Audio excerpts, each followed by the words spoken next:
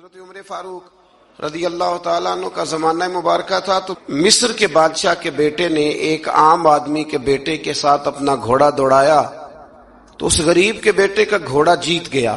بادشاہ کے بیٹے کو سبکی محسوس ہوئی تو اس نے اس غریب کے بیٹے کی پشت پر کوڑے مارنے شروع کیے، بہت زیادہ کوڑے مار کے اپنے حسد کی اس جلن کو، آگ کو ٹھنڈا کیا۔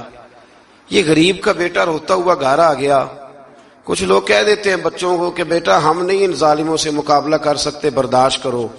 وہ ظلم کو فروغ دیتے ہیں، وہ زیادتی کو پروان چڑھاتے ہیں، اس طرح لوگوں کے ہاتھ بھی کھلتے ہیں اور ظالم زیادہ سے زیادہ ظلم کرنے پر معاذ اللہ آمادہ ہوتا ہے۔ جب بیٹے نے آ کے گھر بتایا نا اس غریب کو کہ گورنر صاحب کے بیٹے نے میری پشت پہ درے مارے ہیں، تو اس نے کہا بیٹا میرے ساتھ گھوڑے پہ بیٹھو۔ کہا ابا جی کہاں جانا ہے؟ تو کہا بیٹا یہ ظلم کا دور نہیں، یہ عمر کا دور ہے، خاموش رہنا ظلم رہے گا، میرے ساتھ چلو مدینہ شریف چلتے ہیں۔ رات کا وقت تھا، جناب عمر سوئے ہوئے تھے، اس فریادی نے دروازے پہ آ کے صدا لگائی تو کمال ہی کر دی۔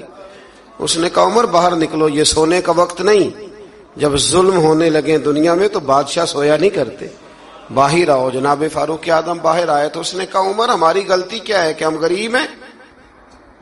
غلطی یہ ہے کہ ہم تنگ دست ہیں، مجبور ہیں؟ دیکھو میرے بیٹے کی پشت کا کیا حال کیا۔ حضرت عمر نے اسی وقت بندے دوڑائے، فرمایا پکڑ کے لاؤ گورنر کو بھی اور بیٹے کو بھی۔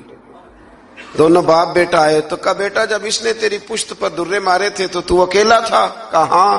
فرمایا اب تو سارا دربار سجا ہے نا، تو سب کے سامنے درے مار۔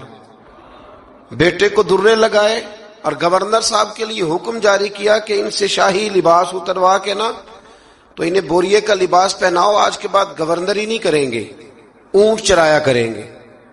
لوگوں نے کہا حضور گورنر صاحب کا کیا قصور ہے؟ غلطی تو بیٹے کی تھی۔ فرمانے لگے اسی کا تو قصور ہے، اسی نے تو اس کے دل میں یہ بات ڈالی ہے کہ تو گورنر کا بیٹا ہے۔ کس نے اس کے دل میں یہ بات ڈالی کہ تو گورنر کا بیٹا ہے؟ ظلم کو فروغ ان لوگوں نے دیا ہے جو ظلم سہنے لگے، ظلم کو فروغ ان لوگوں نے دیا ہے جو مہنگائی پر خاموش رہتے۔ دنیا میں قتیل اس سا منافق نہیں کوئی جو ظلم تو سہتا ہے بغاوت نہیں کرتا۔